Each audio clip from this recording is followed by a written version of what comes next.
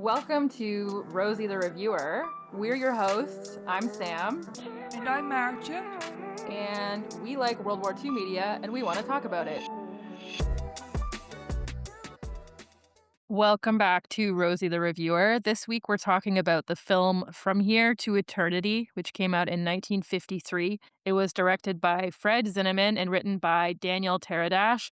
It's based on the 1951 novel of the same name by James Jones, and it depicts the experiences of a small group of men stationed on Hawaii as part of the U.S. Peacetime Army in the months leading up to Pearl Harbor. It won 8 Academy Awards, including Best Picture. The two lead actors, Montgomery Clift and Burt Lancaster, were both nominated for Best Actor, which instead went to friend of the pod William Holden for Starlight 17. As with The Thin Red Line, Jones borrowed the title for this one from a Rudyard Kipling poem. It's from a part of a poem called Gentlemen Rankers that goes, "Gentlemen Rankers out on the spree, damned from here to eternity." What did you think of this movie? I enjoyed this one. I thought it was very old Hollywood, but in a good way, like it felt very classic. It is in black and white. It also has Frank Sinatra in it, which I was not expecting. There's a song in it called The Realisment Blues that I quite enjoyed. And I don't know, I liked the acting. The acting was quite good. It wasn't as slow as I thought it was going to be, so you know me, I enjoy when movies are decently paced. I don't know, I thought it was interesting. It had women in it. The women were subject to the man's comings and goings, I guess, as usual. But it is 1953, so I did enjoy that they had dialogue. They had some agency as well, which I liked. So overall, I enjoyed this one a lot. How about you? I think it's super well acted. I would say that it maintains the spirit of the book as an adaptation, but the book is 850 pages, or my copy of it was. And so fitting all of that into a 2-hour movie, just by necessity, you're going to lose a lot of stuff. And the way that Jones writes is so introspective for all of the characters that I think it's just tough to depict it on screen because you're not getting the interior lives of, these dozen guys that he's talking about throughout the book. And I found with the book, similar to The Thin Red Line, which Jones also wrote, it was a little hard to get into at first. And then I got into it and I was really hooked by the end. And I think it's because he describes a guy going through his daily activities and his regular interactions in so much detail that I get impatient at first. And I think it's because I'm used to reading nonfiction where I'm like, a thing happens and then a thing happens and then a thing happens, like cause and effect. But with Jones, you have to stop waiting for something to happen because the details are the happening. Like learning about these guys, their ins and outs and their daily life, that's those are the events of the book. And he gets you so deep down inside a character so thoroughly that by the end you really relish those details and the characters stick with you. And because of that, no matter how good the adaptation is, it's almost like looking at a tapestry through a keyhole. So you're only getting like a little bit of the whole bigger picture. But yeah, I think they did their best. I think that I find the movie's quite sanitized from the book, and that is just a result of the era in which it was made, 1953, and they have to contend with the Hays Code and that kind of stuff. But I do think it maintains the anti-war, anti-military sentiment of Jones's book, where he really tries to be honest about what the army was like. His main character, Prue, says that he loves the army, but the army doesn't love him, and these guys who do have these really unique personalities and thoughts and sensibilities, they try to compartmentalize it, but it comes leaking out eventually, in the way that we see Warden having an ill-advised affair with his commanding officer's wife, for example, or Pruitt getting into fights and getting sent to the stockade. Men aren't designed to be uniform, and I feel like the movie does get that idea across pretty well, barring a few changes that they were forced to make, which we definitely will talk about later. But yeah, by and large, I think it's a classic for a reason. Like, I did enjoy the movie as well on its own merits. I wonder if Pruitt's reluctance to box in this movie is kind of symbolic for just the anti-war sentiment that is in there as well. Like, is boxing the equivalent of the war in this movie?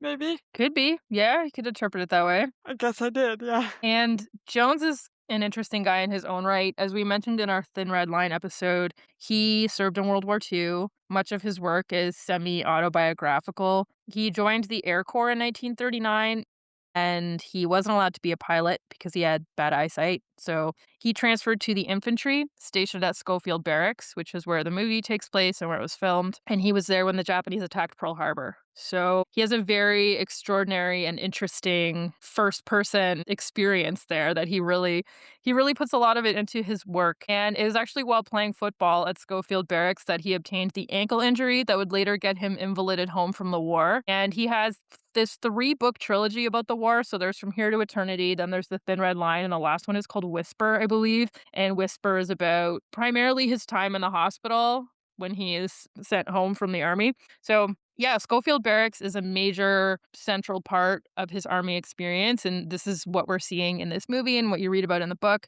From Here to Eternity was his first published novel. Many of the most raw passages in the book stemmed from experiences that he himself lived through, including like his father's suicide, for example. He was super lonely in the army. We have all these letters that he was writing home to his brother, who seemed to be kind of his confidant. And he was a really smart guy. He seemed all too aware of the nature of the institution in which he served. And he later explained it to his editor at Scribner's, which ended up publishing the book. I have always wanted to do a novel of the peacetime army, something I don't remember having seen.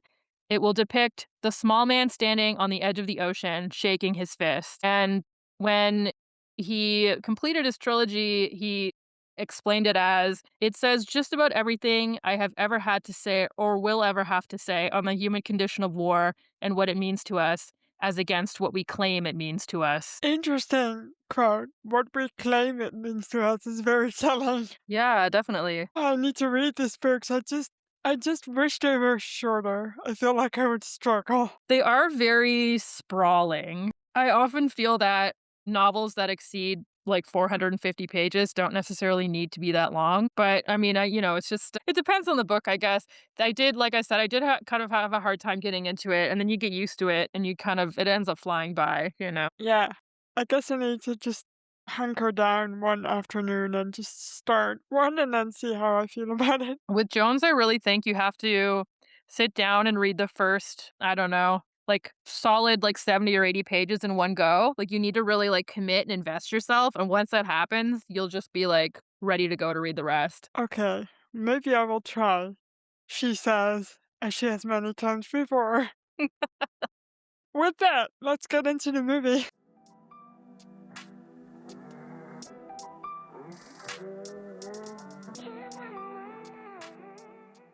The movie opens on Schofield Barracks, Hawaii, 1941.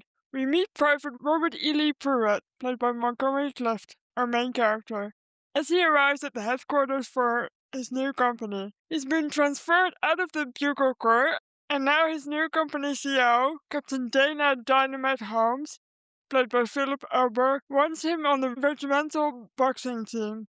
We also meet Private Angelo Maggio, played by Frank Sinatra, who is Pruitt's friend, and the company first sergeant, Milt Warden, played by Brent Lancaster. Yeah. So Frank Sinatra, at this point, his career had kind of taken a slump and he really wanted to be in this movie. He's like, there's a tiny, angry Italian man. I got to do it. And the producers were so like meh about the idea that they made him pay to fly himself back for the screen Aww. test.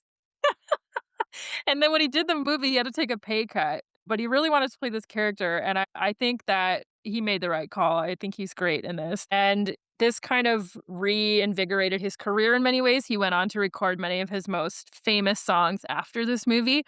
And there was this whole rumor going around Hollywood where Sinatra had connections to the mob, but he didn't want anyone to talk about it. And when they made the movie The Godfather, there's a character in The Godfather who's a washed up singer who makes an agreement with the mob to get his movie career back. And a lot of people thought that that was a reference to Sinatra getting this role in From Here to Eternity. Now, the real story is probably more along the lines of He used his wife's pull in Hollywood. His wife was Ava Gardner, obviously a very famous actor in her own right. He probably used Ava Gardner's influence to get this role more than any mob connections, but he was pretty upset about his depiction or what he considered to be his depiction in The Godfather. If he'd just not paid any attention to it, I think people would have been less inclined to believe it. Right. I didn't know he was such a gangly kind of.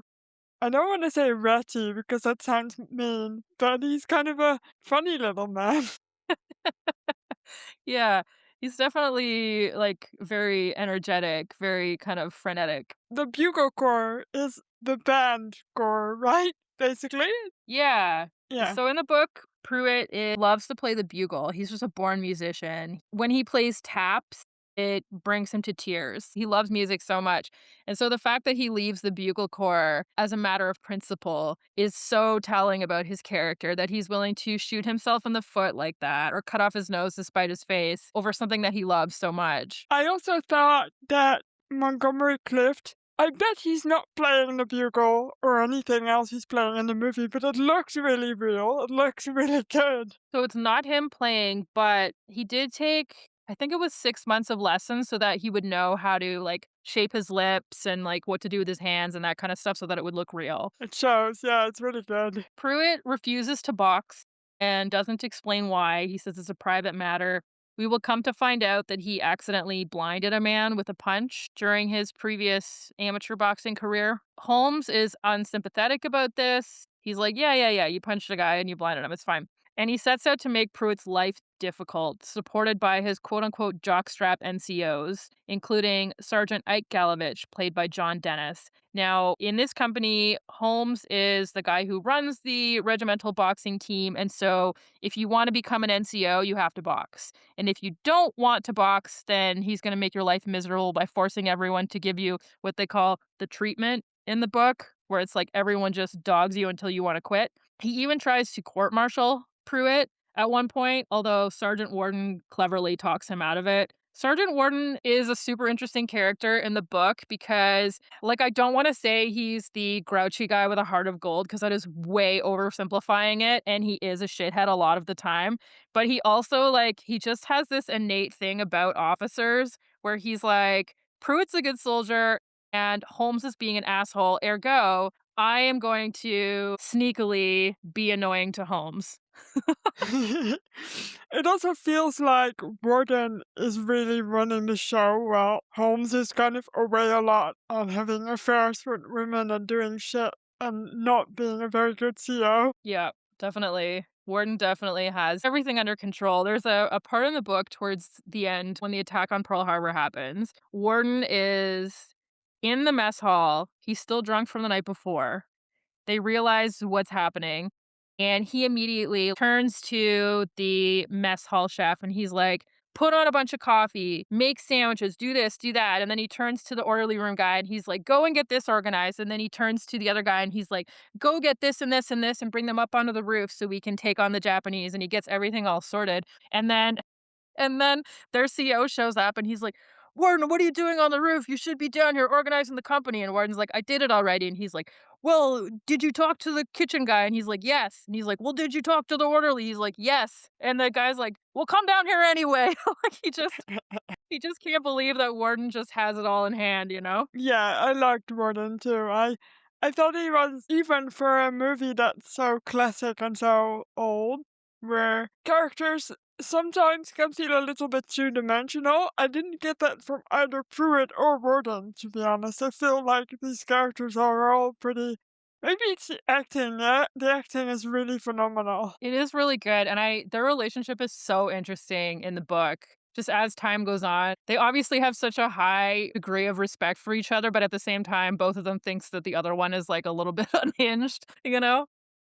Well, they are both a little bit weird. I would have to agree. They do things that are either just plain odd or things they're not supposed to be doing. So I guess they are a little bit unhinged. Yeah. Pruitt and Maggio enjoy a night out in the town and visit the quote unquote social club where Pruitt becomes infatuated with a young woman called Lorraine, played by Donna Reed. Their night is interrupted when Pruitt has to stop Maggio from getting into it with the piano player, who turns out to be a sergeant at the Army Stockade, which is not a good sign. And he's a man named Fetzo Judson. They call him Fetzo. He doesn't like it very much when they do. He's played by Ernest Borgnine, yet again. The two nearly get into a knife fight later at another bar, but Warden stops them. One of the things I liked about the book, and it did translate into the movie, was this indelible impression you get of what, Hawaii was like in that era. It's so interesting because a group of European and American businessmen effectively overthrew the Queen of Hawaii in 1893. And the US was like, that's illegal. And the provisional government was like, do something about it then. And so in 1898, the US officially annexed Hawaii as part of the Spanish American War, which we talked about super briefly when we talked about the Philippines. And since then, like, there's still a lot of people who live in Hawaii who believe that Hawaii should be sovereign. And at this point, there's a ton of military presence, like late 1930s, right before the outbreak of war. There's a ton of US military presence in Hawaii, and that really shapes everyday life for people on the islands. And there's also quite a lot more tourism coming from the US than there ever was before because it's just easier to get there. Tourism is becoming more of a thing because people are more upwardly mobile than they were. So it's this place that's in flux. And Joan Didion, writer and journalist, once wrote, certain places seem to exist mainly because someone has written about them. A place belongs forever to whoever claims it hardest, remembers it most obsessively, wrenches it from itself, shapes it, loves it so radically that he remakes it in his image. And not only Schofield Barracks, but a great deal of Honolulu itself has always belonged, for me, to James Jones. Wow. What a raving review, honestly. Yeah. I love that. Worth noting here, too, that in the book, Lorene is a sex worker and Pruitt meets her at a brothel. And in the movie, they make her into a hostess at a social club. I will say a hostess with a wink a little bit. You can kind of tell what they're trying to do there. But I enjoyed it. I think there's absolutely nothing wrong with sex work, but I thought it gave her character a little bit more agency, perhaps, than she would have otherwise had in the relationship, at least. Yeah. Warden and Captain Holmes's wife, Karen, played by Deborah Kerr, have been flirting, and he comes to her house ostensibly with papers to sign, but it's really to make an overture. And this scene is straight out of the book, and I was glad that they basically adapted it whole cloth. They agreed to meet up for a date where they go swimming. Warden has heard a rumor about Karen sleeping around at her husband's old posting at Fort Bliss, and he actually hears this rumor from a barely present Sergeant Stark, played by George Reeves, randomly. And she explains about her unhappy marriage and stillborn son. And this is another change that was made because in the book, she very much does have a son. And the reason why she had this other miscarriage was because she got an STI from her husband who was sleeping around, and they didn't want to depict that in the movie because they're like, respectable women don't have sexually transmitted infections. You cannot be a slut, is what they're saying. Which is wrong. Like, women can do whatever the fuck they want. Now, at least. But in 1953, I guess that's really not a message they want to be putting out. What's interesting to me is that, like, yeah, she does sleep with a couple guys, but she notably gets the STI from her husband because Yeah. he's been sleeping around and having an affair. So it's like she's bearing the brunt of her husband's infidelities, like, has nothing to do with her being someone who sleeps around. The movie is really protecting the man, then, in this case. Really. Yeah, it feels that way. And I thought it was interesting that we only see Sergeant Stark a couple of times. Like, he doesn't really have a lot of dialogue. And in The Thin Red Line, it was very similar. Like, his character is played by John C. Riley, and I think we see him like once or twice, maybe. But Sergeant Stark and Sergeant Storm, who are effectively the same character, they are definitely like main characters in the book. Like, there's quite a lot of scenes. Like, Pruitt and Warden and Stark are all kind of, they move in the same circles. So I thought it was interesting that in both cases, those movies chose to focus on the relationship between Pruitt and Warden, or between Wit and Welsh in The Thin Red Line, to and then kind of exclude the third guy in the triangle a little bit. Yeah, interesting. Pruitt is having a miserable time.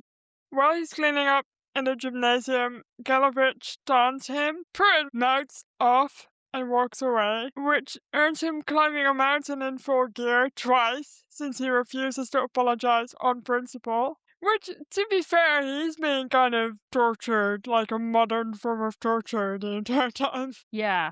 And this incident is one that was pulled directly from Jones's actual life. This did occur to him at one point, having to climb this mountain in a full pack in the heat. And this is one of the parts too that reminds me of the way that Joan carries characters from work to work. Because if you remember Wit in the Thin Red Line, he was constantly being like, well, I don't feel like following this order because it's not convenient to me. So I'm actually going to go to the other company and do whatever over there.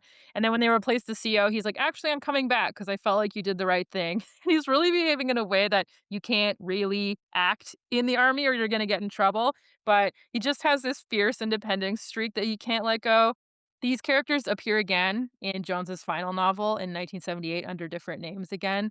Notably, none of these characters are specifically self-inserts for Jones. He does have other characters that kind of do that, but he does include some incidents that happened to him and ascribes them to like Warden or Pruitt or whoever. It also feels like the main characters are all like outsiders. Like they don't really want to be there.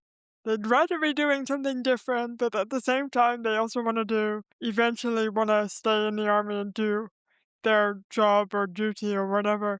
But they're very similar. Yeah, definitely. Spoilers, I guess, but Pruitt dies at the end of From Here to Eternity, and Jones hadn't originally intended to have the same characters throughout his three novels, but he felt that it was spiritually necessary to have Pruitt die at the end. He's like, I don't really see any other way out for this guy. Like, it has to happen. And so that's why his characters are back under slightly different names in the next two books. I wonder if that's why in the Thin Red Line movie, Wit dies at the end. Could be. Pruitt hasn't been allowed on a pass for some time, so he has to stay on base. He's not allowed to go into town because of the treatment he's been getting from Captain Holmes. But Warden lets him out one night. Pruitt's like, "Yeah, but how will you get him to sign it?" And Warden's like, "He signs whatever I put in front of him, dude. Don't worry about it." So he goes into town. He's a little miffed because it's a super busy Saturday night or whatever night it is. And Lorene is busy, obviously, because she's at work and she doesn't seem to have time for him. But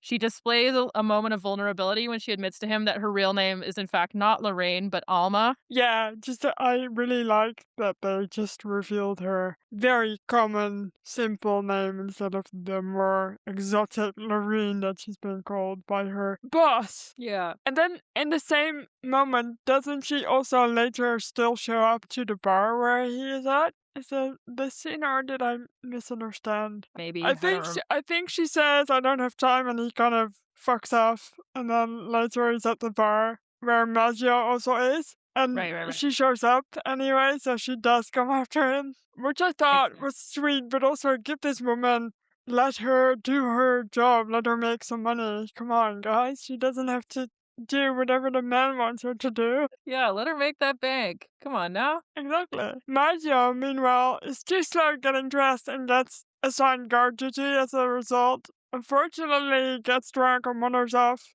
and turns up at the night out that they're at in the bar. And he's court-martialed and sent to the stockade, which is not a good thing because remember who's at the stockade? Yes, his arch nemesis, Fatso Judson. Fetso is such a rude nickname. It is, but man, the stockade in the book, and I mean, they don't really depict it in the movie at all, but there's quite a long passage of time that is spent at the stockade.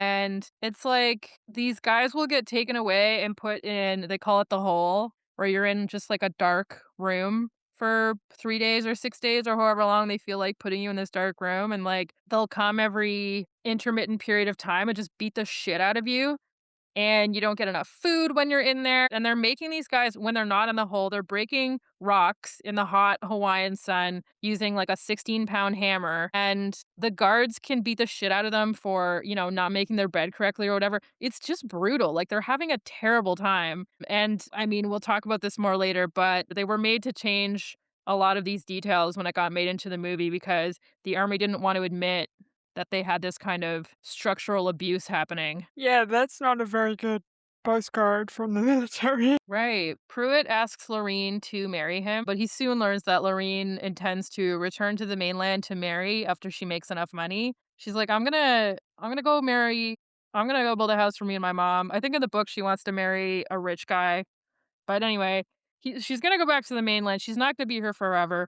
And since he's a career soldier, their future looks doubtful. I don't know how I feel about their relationship in general. I thought it was cute when it started, and then afterwards it became kind of cumbersome for me. I thought they were kind of being very dramatic, and where's the fun? The fun was kind of out of it. But I guess Pruitt doesn't have a lot of fun. Yeah. Well, that's what happens when you fall in love with a sex worker. I mean, famously, I don't think you're supposed to do that. No, We all saw Pretty Woman, right? yeah, we did, but that did end up like a fairy tale in the end. It did. Sergeant Gallowitz initiates an argument with Pruitt, and they get into a physical altercation. Pruitt is reluctant to hit him in the face at first because of his history with hitting people in the face, but finally does go for it and punches the living daylights out of this guy. Holmes witnesses the fight, but he doesn't stop it, which is witnessed by the regimental commander, so Holmes is in hot water, you guys, and I like that about the movie. And I also like that the other soldiers there kind of took Pruitt's side too. I was like, yay, finally he gets people kind of sticking up for him. Yeah, this isn't in the film, but in the book, Pruitt goes to the stockade for a little while, and when he comes back, all of the guys pretty much just, like, respect him after that, and even before that, it's like, there are a small number of NCOs giving him shit, but most of the guys in the company are like, "Yeah, we see what's happening, we're not vibing with it, but there's nothing we can really do about it." Yeah, and I think at this point they also kind of let him off the hook for not wanting to be a boxer. Up until that point, they've been kind of hounding him on it and being like, come on, you have to join, there's still time. You can make us champions and all that. But now they kind of give up on that. Yeah. In the book, there's a character called Bloom who is also a boxer, and he and Pruitt don't get along. And Bloom is one of these guys who takes advantage of the benefits that are offered by being a boxer. Like he gets promoted to corporal and he gets all of these little perks for being on Holmes's boxing squad. And it's him and Pruitt who get into a big fight at one point, and it's him who ultimately dies by suicide. And there's a whole scene where you get to learn, I guess, his inner thoughts and inner turmoil. I really was not expecting him to kill himself, and then when he did, I was like, it's a really like, that is a passage of the book that I highly recommend to people to read because it's just you can tell that Jones is working through some stuff, related to his dad's suicide probably and that kind of thing, because Bloom kills himself in the same way that Jones's dad did. And Ike Galovich, who's in the movie, he is also a character in the book, but later on, he gets mad at Pruitt for something. I don't remember what it was, and then he pulls a knife on him, and Pruitt knocks him out. And then later, Galovich is like, Pruitt tried to stab me, and that's how he ends up in the stockade. So there's these like two different antagonistic characters, but I find even the ones that are, I guess, as Jones would say, a real son of a bitch, you still get to sympathize with them in some ways and understand at least what's going on in there. I guess he makes them really human. Like, they're not two dimensional. They have all these inner feelings and inner thoughts. Yeah. I think often if there's a bad guy, especially in a movie, but I guess also in books, the bad guys don't nearly get as much backstory as or inner thoughts as the good guys do. So I guess it's good that he describes both of them. Pruitt wanders off from a drunk sing along with some friends one night and encounters an equally drunk warden sitting in the middle of the road. This is another scene that's lifted whole cloth from the book, which I was happy about.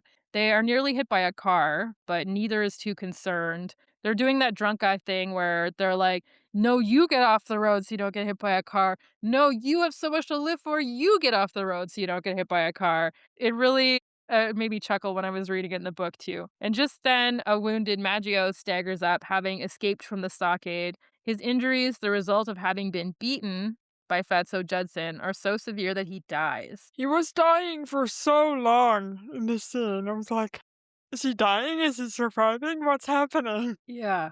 And this is a key change because in the book, Maggio doesn't die. He and Pruitt end up in the stockade together.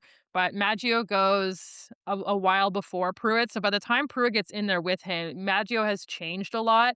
He's really evolved into the kind of person that you have to be when you're constantly worried about taking a shit kicking. Like, you can tell that it's kind of knocked him off some kind of, hinge inside his mind a little bit. And Pruitt, when he's in the stockade, he's there on principle yet again because he refuses to say what they want him to say at his court martial. So this is just classic Pruitt. It's very in line with his character. And yeah, by the time he gets there, Maggio's been in there for so long that he decides that he's going to deliberately try and get himself thrown in the hole for 30 days, because if that happens, then you can get sent to the mental health hospital. I mean, they don't call it that, but I'm going to call it that. And as you can imagine, putting someone in a dark hole for 30 days and beating them regularly, if they weren't already mentally unwell, then they sure as shit will be. And he ends up getting a Section 8 discharge. So he basically just loses his marbles at the end. Pruitt is upset about his pal dying, so he tracks down Judson and pulls the knife. They have a fight and they have a bit of a stumble and they stumble out of frame, which I thought was funny. And then Judson stumbles back into it and he dies. And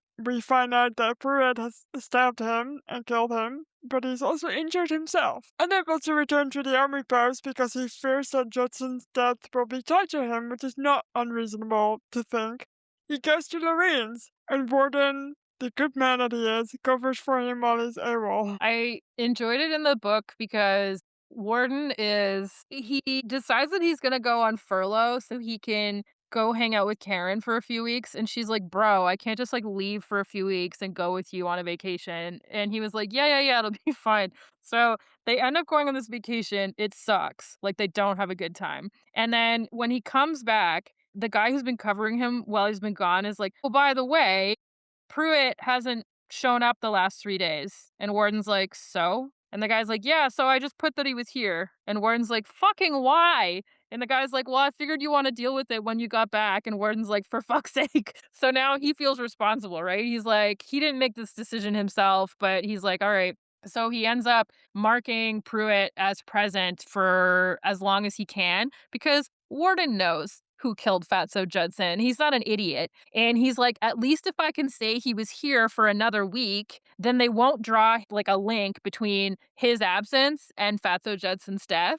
But I love Warden pretending that he's not going to do the good thing and then doing it anyway. I get a kick out of that. Yeah, Warden, if you look at him in the movie, you think at first that he's gonna be some hothead sergeant, but he's really not. Yeah. His character in The Thin Red Line, if you remember, is the one who there's the guy, the Kirk Acevedo character who's dying on the hill, and Welsh/Warden runs out and he essentially gives him all of these syringes of morphine so that he can kill himself. And when he gets back, his CEO's like, "Oh my God, you're a hero." And he's like, "I am not a hero. I just wanted him to stop yelling." So it's just like, yeah, he's definitely a guy who's like, he's complex, you know? He's got all kinds of Yeah, stuff going on. I just also noticed that the name Pruitt has a wit in the actual name. Yep. Yes, it does. Holmes is soon relieved of his command because of his treatment of Pruitt. He is replaced by Captain Ross, played by John Bryant, who quickly demonstrates that there will be no more funny business in his company. So, filming took place at Schofield Barracks, and in exchange, the US Army insisted that the filmmakers make a bunch of changes in the movie. So, one of those is the whole Lorraine can't be a sex worker, Karen can't have had an STI. They took out the death by suicide. And one of these changes was in the movie, Captain Holmes is forced to resign. So we see the system working as intended. He's one bad apple and he gets removed, and then a better guy comes in. In the book, Holmes gets promoted, which is what he wanted all along. But the army did not want systematic abuse depicted as routine or part of the institution. And so they insisted it being depicted in this way. And I think it was the director who said he was so disgusted about that scene. He said, "It looks like a recruitment film. Like, they really didn't want to be doing that because it changes a lot of the messaging in the movie, right?" I was gonna say, propaganda. Yeah. And a similar thing happened to the book. It's been claimed that the book had the most swears in it of anything ever published. at the time, and it ended up being heavily sanitized during its first publication. They took out a ton of references to sex of all kinds, including gay sex. They took out in the book, Maggio has performed sex acts for money when he's been running low before payday. They took that out, of course, and obviously a lot of the swearing was dulled down. And then it wasn't until like decades later that they reversed those changes, and now you can get a copy of the book as Jones intended it to be read. I'm quite, I don't want to say impressed, but I'm quite surprised by Jones, how he openly writes in that time about things that would have been pretty scandalous things to write about. Yeah, no, definitely. And Jones, openly admitted that he had had same-sex relationships before. I think today we'd probably call him bisexual because he also did date women, but I don't know that he ever, expressed a specific label for himself. But I did laugh because there was a lot of Hollywood rumoring that Montgomery Clift was gay. And when someone brought it up with Jones, he said, I never had an affair with Clift. I would have, but he didn't ask me. Sweet. I love a man who's confident enough to say that in 1953. Right? Yeah. Warden had promised Karen that he was working on becoming an officer to suit the pipe dream that maybe one day she could leave her husband and they could marry instead. But he wasn't able to go through with it. She informed him that she will be returning to the mainland because of her husband's resignation from the company. They agree that they will meet again, but they both know better, and so do we. Yeah, I liked the way that Jones wrote this in the book, where as Karen's walking away and they've been like, yeah, we'll see each other again, whatever. And as Karen's walking away, she's going, yeah, I know we'll never see each other again, but sometimes you just have to reassure someone. And, men are so weak when it comes to this kind of stuff. And I just need to let him think that everything will be okay. And then you flip to his perspective and he's like, yeah, I know we'll never see each other again, but I just wanted her to feel reassured. You know what women are like with these things. So it's just they're both having the exact same thoughts, and you're like, man, this relationship really should have worked out. They're perfect for each other. Yeah, really. Funny. I like that there's romance in this book that is truly romantic, yet none of it works out. Yeah. Yeah, I like it too. I think that Jones is one of the better mid-century male writers of female characters that I have read, and all the relationships feel honest to me, which I really enjoy. Yeah. December 7th, 1941, and by the way, it cracks me up because in the scene before this, Warden is leaning against a wall, and there's a calendar hanging on the wall that says Saturday, December 6th, 1941. And I was just like, "Oh, Pearl Harbor's coming, huh?" Very subtle foreshadowing. Yes. And I will say in the book, Pearl Harbor okay, this book's like 850 pages, and Pearl Harbor happens around like the 700 and some odd page mark, like 700 and change. So you're waiting a long time for Pearl Harbor to happen. But yeah, so the Japanese attack Pearl Harbor. We get to see some of the footage that they used in the movie. The filmmakers actually got it directly from the army. So this is real footage of Pearl Harbor. Some of these scenes where you're seeing explosions and that kind of stuff. The men at the barracks are strafed by a Japanese plane before they come to their senses, and they get the fuck out of the big open square and they go hide out inside. Warden gets the company organized and goes up on the roof to lead an attack against the Japanese planes soaring overhead. So they've got their BARs and their machine guns, and they're taking pot shots at these planes. I enjoyed Warden telling people to get ammunition and then the other guy being like, no, I'm not allowed to open the ammunition room. You're not allowed in there. I've got my orders. And then they just all break it open.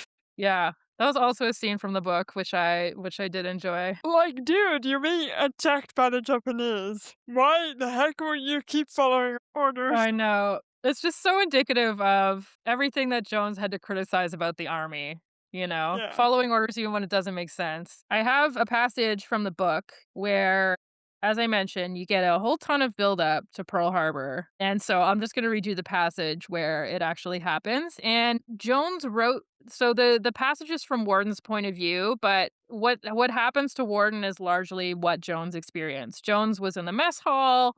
He was coming after a night out, I think. And so everything that you're getting here from Warden's perspective is like, this is how Jones experienced it. So it says, it was a typical Sunday morning breakfast for the first weekend after payday. At least a third of the company was not home. Another third was still in bed asleep.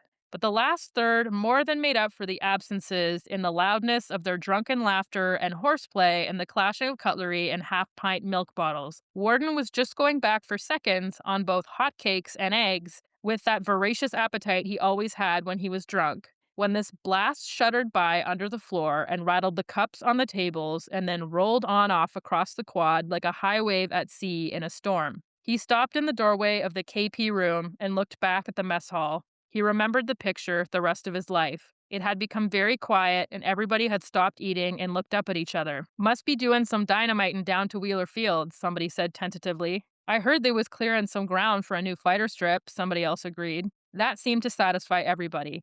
They went back to their eating. Warden heard a laugh ring out above the hungry gnashings of cutlery on china as he turned back to the KP room. The tail of the chow line was still moving past the two griddles, and he made a mental note to go behind the cook's serving table when he bucked the line this time, so as not to make it so obvious. That was when the second blast came. He could hear it a long way off, coming toward them under the ground. Then it was there before he could move, rattling the cups and plates in the KP sinks and the rinsing racks. Then it was gone, and he could hear it going away northeast toward the 21st Infantry's football field. Both the KPs were looking at him. He reached out to put his plate on the nearest flat surface, holding it carefully in both hands so it would not get broken, while he congratulated himself on his presence of mind, and then turned back to the mess hall, the KP still watching him. As there was nothing under the plate, it fell on the floor and crashed in the silence, but nobody heard it because the third groundswell of blast had already reached the PX and was just about to them. It passed under, rattling everything, just as he got back to the NCO's table. This is it, somebody said quite simply. Wow. I really need to read this book. I like that it's described as passing under, like a blast fell through the floor. I've never thought of it like that before. Right? Yeah, Jones has a real knack for a turn of phrase, man. There's just so many passages in this book that are just wow, beautiful. And they're also very visual. Like, I can just, I can't visually imagine anything because my brain is broken. But it does make it interesting when there's descriptions like this in the book because I cannot have them in my mind. So it's lovely when they're actually in the book. Yeah. Another thing, it's so just day to day still, even in that description of those explosions. They're just going about their business even as they're happening because they don't yet know what is going on. Pruitt realizes he must return to the company, despite Lorraine's cheerful protests. Unfortunately, he's shot by one of the MPs in the dark before he can reach his unit, which is stationed on the beach. Warden identifies his body, acknowledging that they were friends. I was so sad. His death was so unnecessary. And I like the conversation that they have where one of the MPs or one of the COs, I think it's a CO, asked Warden why the hell didn't he stop when they halted him because they shout, "Halt!" at him like a million times and he just doesn't. And Warden says something about him being a hardhead. I guess he was a hardhead to the end. Yeah. And he really thought, I think, that because, he's always talking about how he's a 30-year man, he's a career soldier. And he really thought that going back to the army would be like a homecoming. And then obviously that did not occur. And in the book, he's armed. He has a gun on him. It's Alma's gun or Lorraine's gun. And he gets stopped by the MPs and he decides that he's like, I just got to get back to my company. Like, if I can just get back to my company, everything will be fine. So he legs it and they're calling for him to stop and they're shooting at him or whatever. And then they turn on the spotlight and he turns around and he doesn't raise the gun because he's like, I don't want to shoot them. They're my own guys. And then they shoot him and he like falls into the sand pit. And afterwards, like the guy who shot him is like, why didn't he try and shoot me? I don't understand why he didn't raise the gun. But it's very Pruitt to the end, right? Like he's on principle. Even if something is good for him, he's not necessarily going to do it if he doesn't believe that it's right. No. And also, they are his guys, so why would he shoot him? Anyway. Why did they shoot him? Because they couldn't see him, I guess. Well, in the book, he's been AWOL for several weeks. He killed Fatso Judson, and then even after Pearl Harbor happened, he was basically just sitting around Lorraine's apartment getting wasted every day, and she was like, "Are you gonna figure your shit out?" And he was like, never." But then eventually, when he does decide that he's gonna go back to his company, he's been gone a long time, so he's wearing this uniform that's way too clean because Alma had it washed for him. Oh, And he has his like ID card that he's able to carry around expired because he was AWOL. He didn't go get his new one that he was supposed to get. And also the US in Hawaii instituted martial law after Pearl Harbor. And so they needed you very specifically had to have like your army ID. Nobody had weekend passes. Like you very much had to have like the right paperwork if you were just gonna be out walking around. He didn't have any of that. And he was like, and so when he started to run from the MPs, they're like, is he a spy? You know, they think that he's maybe like someone who's there to do sabotage or something. I do like that in the movie he's running like sort of crouched, like he does not want to be seen. So I guess it would look really, really suspicious. Yeah, and these guys are scared, right? Like they're driving around at night and they're at any minute they're sure that they're going to come across a patrol of Japanese saboteurs or whatever, right? Yeah. I mean, that's fair. They've just been attacked by the Japanese. So, Yeah. and there were Japanese people on the island, right? Yeah. Some. Yeah. Yeah, and one of the things I thought was really remarkable is that I think it would have been easy for Jones to write the book with so much foreshadowing for Pearl Harbor, but there's just a complete lack of it. Like you just if you watch the movie and you didn't know what it was about, like you would not guess, I don't think, that Pearl Harbor is coming. And I really like that. Like I like that it's not you don't get this sense of anticipation. It just happens out of the blue. It startles you as much, as it probably startled these guys when it happened. Yeah, in a way, I don't know if you've seen this movie, but there's a movie with Robert Pattinson in it about 9/11. And in that movie, you also don't know that 9/11 is going to happen. So it's just a story about this guy and his dad and all that sort of shit. And then by the end of it, 9/11 happens. And you're like, oh shit, 9/11's here. And they do a similar thing to what they do, I guess, in this movie, where he's standing in front of a calendar. In the movie, with Robert Pattinson, they write September 11th on the school board, and you're like, shit, this is this kind of story. You're like, it's coming. Yeah, it's a good movie, by the way, if you should ever want to watch it. Keep that in mind. Karen and Lorene cross paths on a ship to the mainland. This also comes right out of the book. Lorene explains that her quote unquote fiance, a guy named Pruitt, died valiantly defending Pearl Harbor in his bomber. Karen recognizes his name. She knows that this isn't true, but she doesn't say anything because she's like, I get it, man. We all tell ourselves lies to make ourselves feel better, you know? And Karen has been wearing these leis around her neck. And she's heard this thing where as you're leaving Hawaii, if you throw your leis into the water and they drift back towards the island, then you'll return to Hawaii someday, but otherwise you'll never return. So she's thrown her leis into the ocean and they both watch these leis float away, leaving it doubtful that either one will ever return to Hawaii. I like this ending. It says nothing about World War II, but I liked it very much. I really liked it too, and I was glad that they let the female characters carry this and tie it up, you know? Yes, I agree. I thought it was good. Yeah, that's the end of the movie. I'm surprised I enjoyed it so much because when we watched The Dirty Dozen, which is also an older movie, I wasn't that entertained. Yet this movie I found way better. But it's mostly, I think, the acting. Like, you really can't get a sense of the characters a lot more. And I enjoy that. So that worked. Yeah, and I do think barring the changes that the army forced them to make, it really is loyal in spirit, at least, to the book. And yeah, I think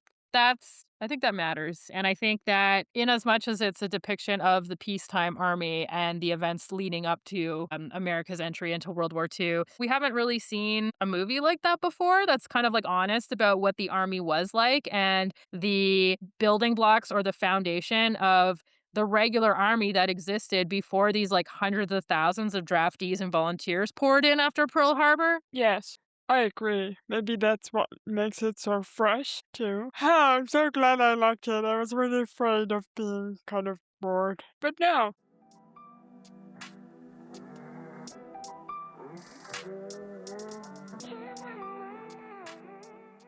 I wrote down a couple of notes. They have nothing to do with the movie, but as glad as I was to have women in the movie, they had very little to do with the war. But there were women on Hawaii during World War II, and they were up to a lot of things. And one of them that I found the most interesting was the Women's Air Raid Defense, or the wards as they were called, or also sometimes shuffleboard pilots. So this was a secret organization, more or less. At least the recruitment of it was quite secretive, because after Pearl Harbor, young Hawaiian women and military wives were recruited for a top secret Army air defense mission, which is what this was. And what they did was they ran continuous radar plotting and aircraft tracking to detect threats approaching the Hawaiian Islands from 1942 until 1945, so throughout the war after the US entered. And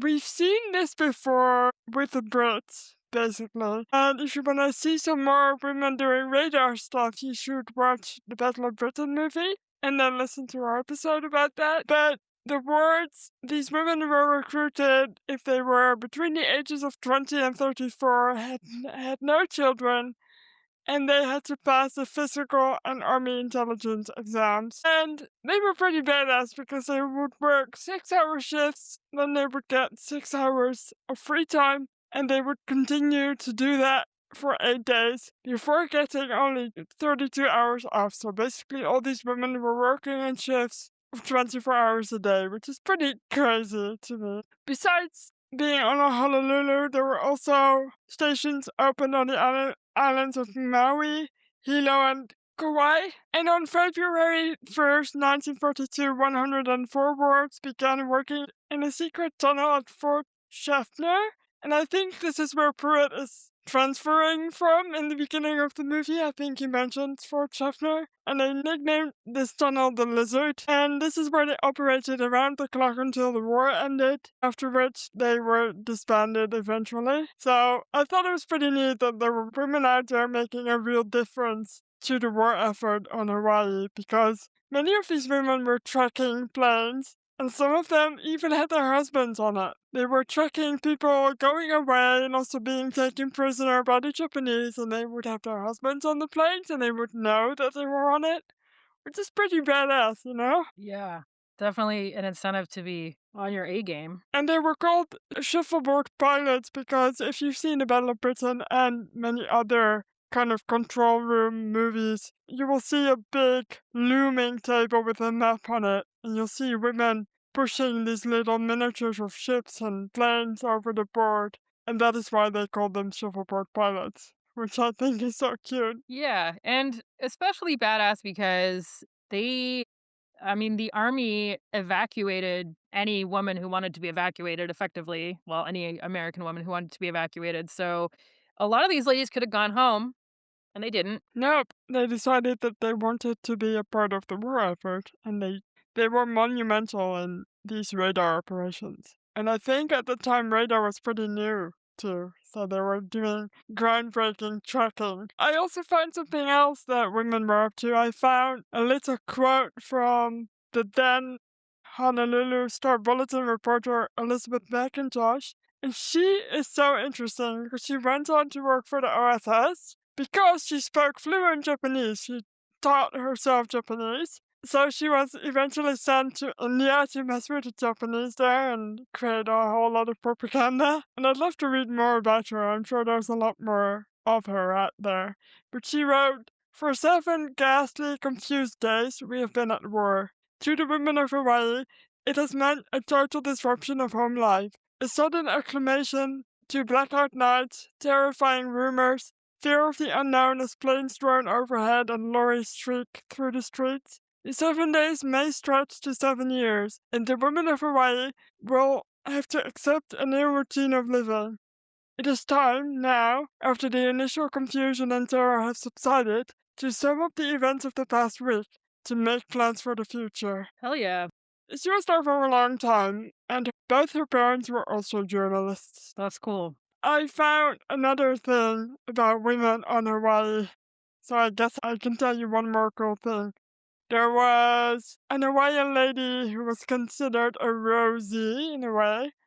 Her name was Mary Karina Pukui, and what she did was pretty cool too because, and this is a quote from a book, and what she did was, as part of the war effort from 1941 to 1943, Karina served as a forelady of a camouflage unit in Waikiki under the U.S. Army Corps of Engineers, working with the late garment makers whose job was to weave burlap strips into chicken wire for movable covers for coast artillery airplanes and trucks. Karina's job was also primarily counseling and peacekeeping among the some 100 employees and management staff. Additionally, during the war, Karina put together a dance group of nearly 50 people who entertained Army, Navy, and USO groups. So a pretty kick-ass lady. So there were Yeah, people that's of awesome. all kinds, women of all kinds, helping out with the war effort. So yeah, women were not just sitting around being army wives,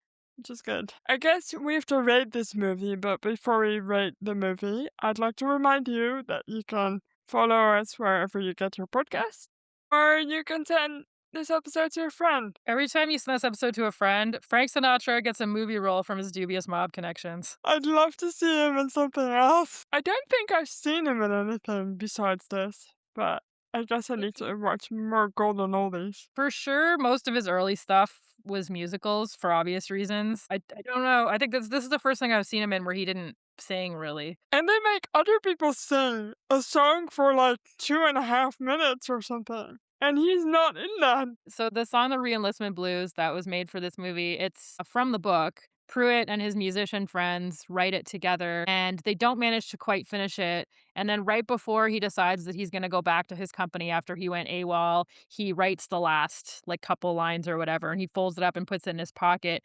And then after he gets killed, Warden's the one who finds it and, sees that these lyrics that he's written down. We're going to rate this movie unusually sexy for the time beach makeout scenes out of 10. How many, Sam, would you rate this movie? I'm gonna rate it I'll give it 8 unusually sexy for their time beach makeout scenes out of 10. I was pleasantly surprised after finishing the book that the movie didn't totally shit the bed. I guess I was trying to think of a more polite way to say that, and then I was like, "You know what? James Jones would love it that I just said shit the bed, so it's fine." Even though they did make those changes, and I was pleased to note when I read about it online that all of the changes that I found the most jarring, particularly the one where Captain Holmes actually gets his comeuppance instead of getting promoted, that, like, the filmmakers were also mad about that. So yeah, I was glad to see that. I was glad to see that the filmmakers were really on the same page with Jones and really working to get his vision across, because that doesn't always happen when these very popular novels get made into movies. Sometimes they just don't know why the novel was popular. They're like, "Nah, I like the premise, but I don't really understand the heart of what's going on here." And so I think it's worth watching. Burt Lancaster and Montgomery Clift do a great job. There's something especially about Montgomery Clift. He just has this really, like, kind of innocent but not naive, like, soulful feeling to him. And I think it's great that they cast him in this role because it would have been really easy to cast someone who wasn't playing against type, who would have customarily played this kind of rough, tough young soldier who likes to box and whatever. hmm So yeah, I would recommend it. I would say definitely give it a watch. What about you? I will quickly agree with you about Montgomery Clift. He's sort of brooding in an awkward way. He's kind of like you'd see him reading a book, but at the same time you'd see him fighting in an alley. I enjoyed that too. So I will rate this movie. I guess I will also rate it 8. Unusually sexy for their time, beach makeout scenes. And I will say the face glumping was back for that scene, and I had to cringe my way through it. But I really enjoyed the movie. I would watch it again. I have in fact watched it 1.5 times as I rented it for this podcast, and I wanted to make the most of my money that I spent on it. So yeah, I would recommend it. I would watch it again. I like the little musical bits that were in it. I particularly like the acting. It's not slow. It is like made in the 50s, so it's slower than a movie nowadays, but it's not slow. And it's just a good one, and I'm really pleased for James Jones that at least he gets 2 movies made out of his book that are decent. Yeah, me too. Are you reading anything? I am reading Project Hail Mary by Andy Weir. Who's Andy Weir again? This sounds familiar. Oh, it's the new movie. Shit. Yeah. Yeah, it's the new movie Never. with Ryan Gosling. Have you seen the movie yet? No, I wanted to read the book first. I've owned the book, like, since the movie came out, but I just haven't gotten around to it.